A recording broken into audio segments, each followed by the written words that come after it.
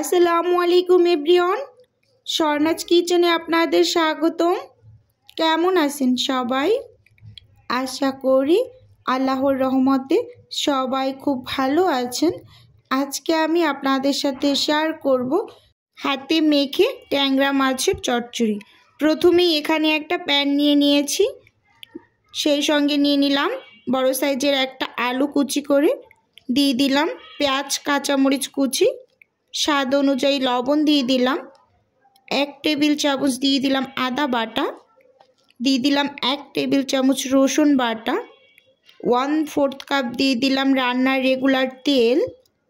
এখন গুঁড়ো মশলা অ্যাড করে দিচ্ছি 1 টেবিল চামচ হলুদ গুঁড়ো, 1/2 টেবিল চামচ মরিচ গুঁড়ো, সেই সাথে দিয়ে দিলাম 1 চামচ জিরে গুঁড়ো আর 1 চামচ ধনিয়া গুঁড়ো।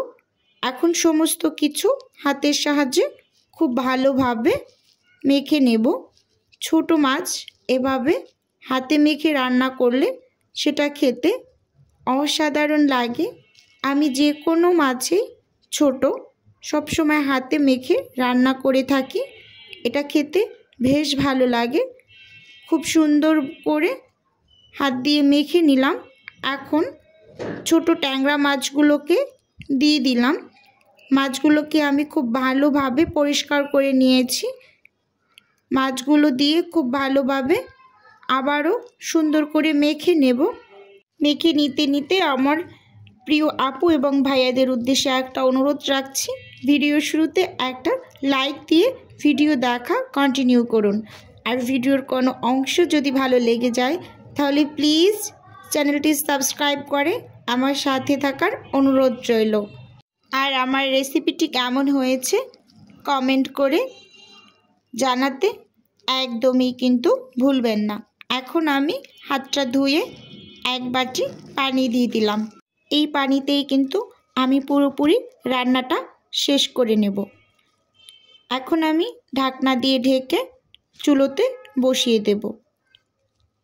দেখতেই পাচ্ছেন চুলোতে বসিয়ে দিয়েছি। একটু দেখিয়ে দিচ্ছি ঢাকনাটা খুলে, একদম মিডিয়াম আছে রান্নাটা শেষ করে নেব।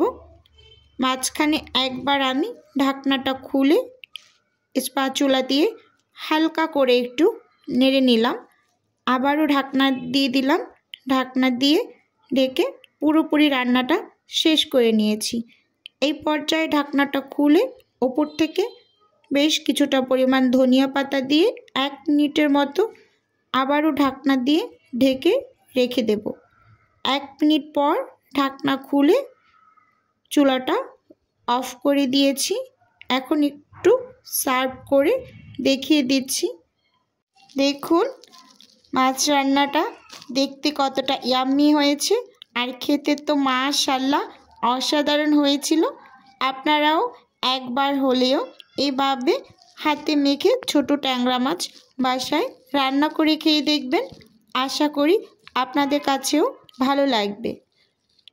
আজকের ভিডিও এ পর্যন্তই, দেখা হবে অন্য কোনো ভিডিওতে। সে পর্যন্ত সবাই ভালো থাকুন, সুস্থ থাকুন। আল্লাহ হাফেজ। আসসালামু আলাইকুম।